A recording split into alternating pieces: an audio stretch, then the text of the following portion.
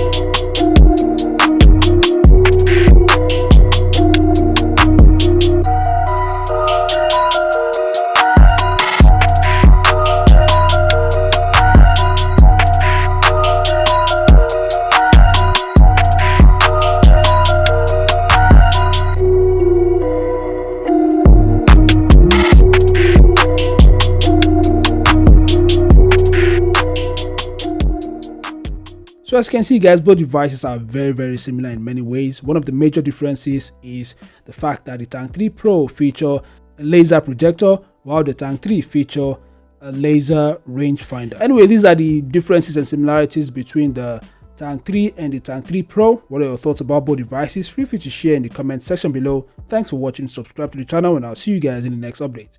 Peace out.